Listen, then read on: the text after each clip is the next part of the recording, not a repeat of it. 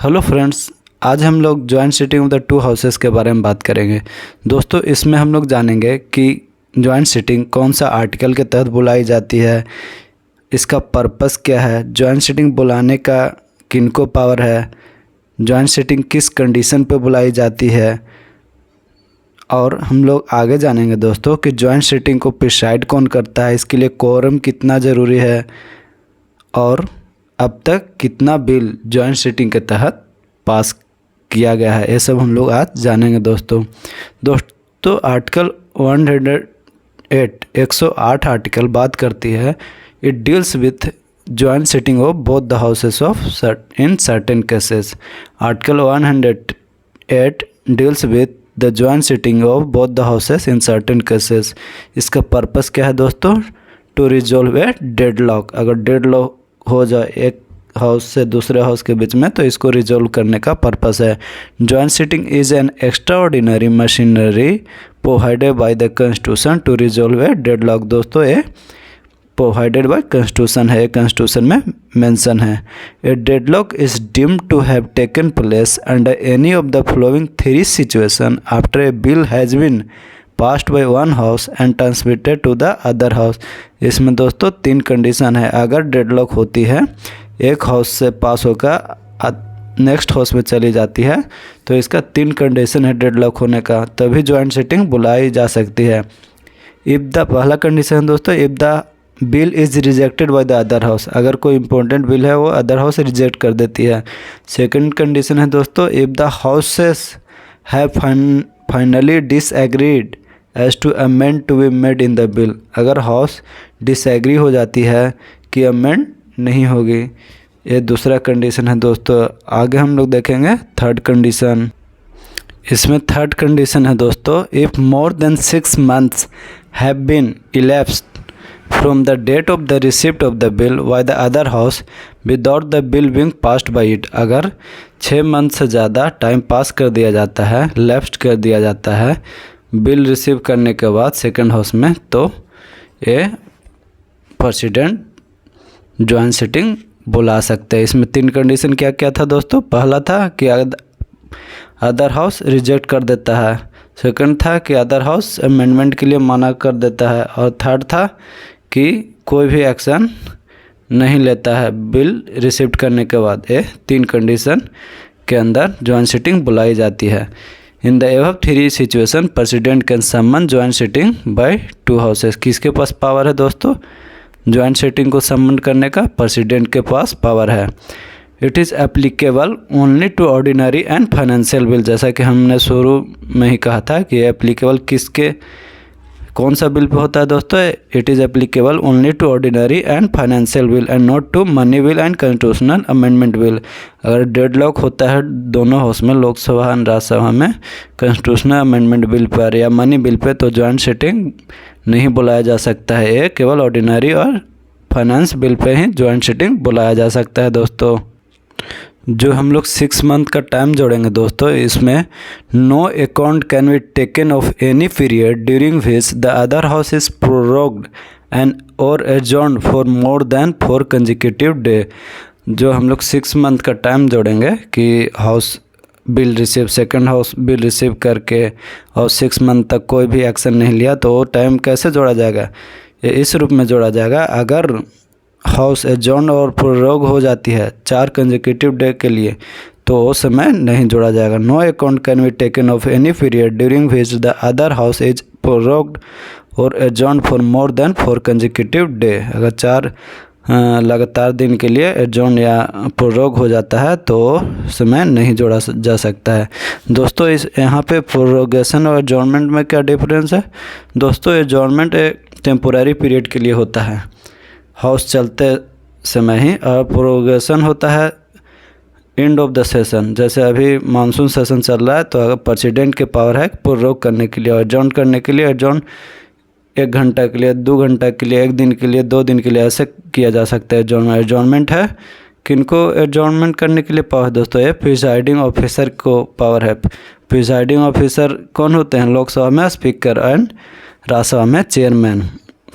आगे हम लोग देखेंगे दोस्तों, if the bill has already lapse due to the dissolution of Lok Sabha no joint sitting can be summon. अगर बिल ऑलरेडी लैप्स हो जाता है पहले ही डिसोल्यूशन ऑफ लोकसभा के चलते, तो no joint sitting can be summon, but the joint sitting can be hold joint sitting can be held if the Lok Sabha is dissolved after President has notified his intention to summon a joint sitting। अगर president notify कर देते हैं कि हाँ इस bill pay joint sitting बुलाई जाएगी, उसके बाद अगर लोकसभा डिसॉल्व हो जाता है तो इससे फ़र्क नहीं पड़ता डिसॉल्व होने से, तो भी जॉइंट सिटिंग बुलाया जा सकता है। क्योंकि दोस्तों लोकसभा है वो परमानेंट हाउस नहीं है, ये टेम्पोररी हाउस है।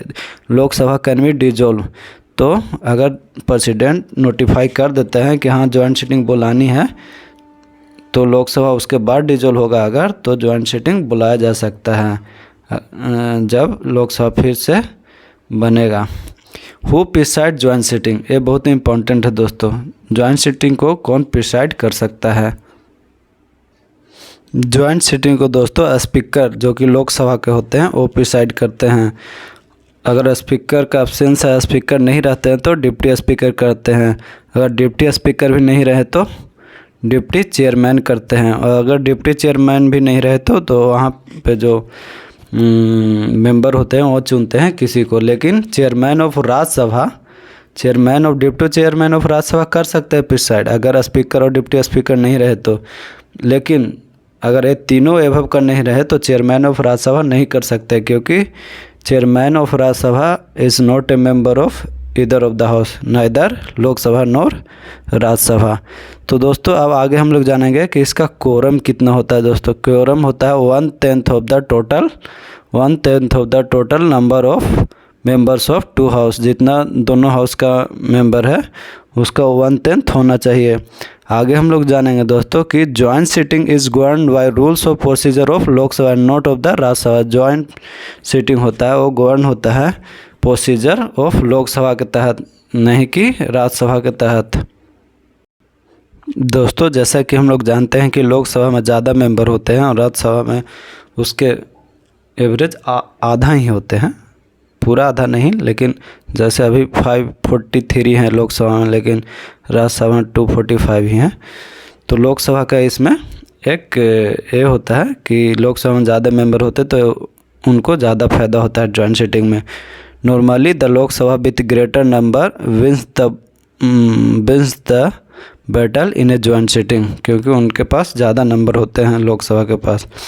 The constitution has specified that at a joint sitting new amendment to the bill cannot be proposed except in 2 cases। Constitution specified कर दिया है कि न्यू अमेंडमेंट